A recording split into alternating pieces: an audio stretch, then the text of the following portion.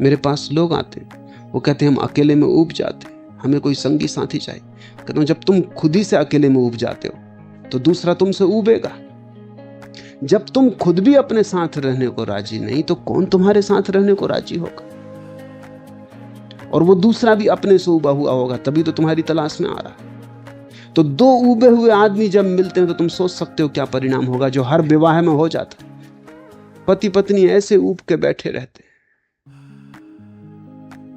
पति पत्नियों के चेहरे देखो, उनसे ज्यादा उदास चेहरे तुम कहीं भी ना पाओगे। अगर तुम पुरुष को जरा प्रसन्न देखो तो समझना कि पत्नी उसकी नहीं है जो पास बैठे, किसी और की होगी। अगर पुरुष को तुम रास्ते पे किसी स्त्री के साथ चलते हुए आनंद भाव में देखो, ये उसकी पत्नी नहीं, क्योंकि उसकी पत्नी के साथ तो वह ऐसा डरा हुआ और कपा हुआ और उदास और उबा हुआ चलता है कि तुम देख ही सकते हो, फौरन पहचान सकते हो। मुल्ला नसरुद्दीन ने एक दिन मुझसे कहा कि मैं आदमियों को देख के बता सकता हूं कि आदमी विवाहित है कि गैर विवाहित। मैंने कहा जरा मुश्किल मामला है। खैर, जो भी लोग आए मुझसे मिलने, तुम नोट करते जाओ और पीछे पता लगा लेंगे। उसने नोट किया और उसने बिल्कुल ठीक ठीक बता दी। मैं थोड़ा हैरान हुआ कि तरकीब क्या है तेरी। उसने कहा तरकीब ये है, जो आदमी शादीशुदा है वो बाहर पड़े हुए बिछावन पर पैर पहुंचता है, जो गैर शादीशुदा है वो सीधा चला आता है। पत्नी का भय तो कौन पहुंचता है पैर? अभ्यस्त हो गए हूं।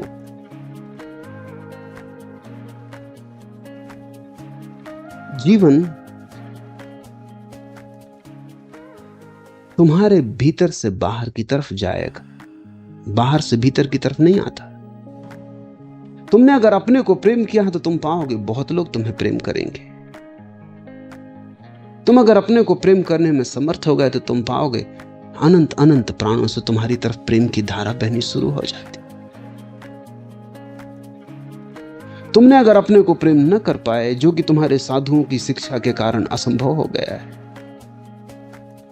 तो तुम्हें कोई भी प्रेम न कर सकेगा।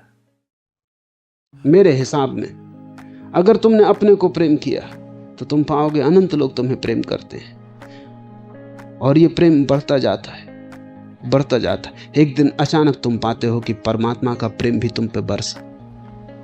तुम योग्य होते जाते हो, तुम इतने योग्य होते जाते हो, तुम अपने आप में इतने पूरे होते जाते हो कि वही प्रेम की पूर्णता एक दिन तुम्हारे ऊपर परमात्मा की वर्षा बनेगी। परमात्मा को खोजने तुम जाओगे कहां? उसका कोई पता ठिकाना नहीं। सच तो यह है कि परमात्मा तक कोई आदमी कभी नहीं पहुंचता। जब भी घटना घटती परमात्मा आदमी तक आता है, इसके अतिरिक्त रास्ता भी नहीं है। जिस दिन तुम योग्य हो और तुम अपने प्रेम से इतने परिपूर्ण हो और तुम इतने तृप्त हो अपने प्रेम से, तुम्हारे जीवन में कोई शिकायत नहीं है, कोई भिक्षा की इच्छा नहीं रही। अब तुम सम्राट हो गए हो, तुम आनंदित हो, जो तुम्हें मिला है बहुत है। ऐसी भाव दशा में अचानक एक दिन द्वार पर दस्तक पड़ती, परमात्मा द्वार पर खड़ा है। अपने को प्रेम करो। अब तब बड़ी कठिनाई होगी। जैसे जैसे तुम अपने को प्रेम करोगे तुम अपने को बदलने भी लगोगे, क्योंकि प्रेम के योग्य भी तो बनाना होगा।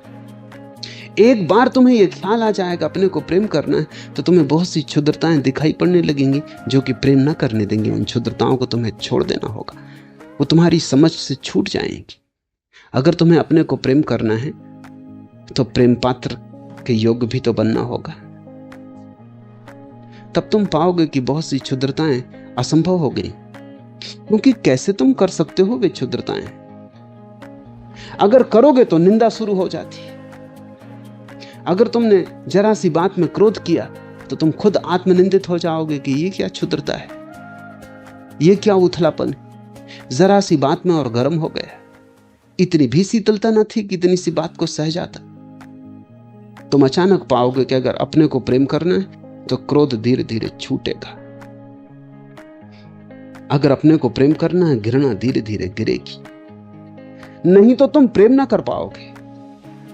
जब अपने को प्रेम करना है तो अपने को तैयार भी करना होगा। तुम धीरे धीरे अपने को निखारने में लग जाओगे।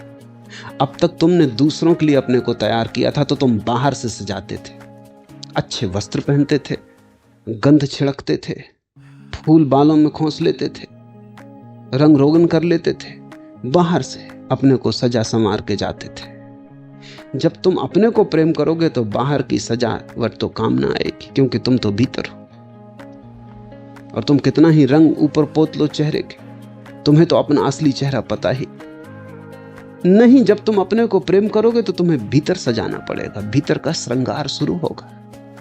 और भीतर का श्रृंगार ही साधना है।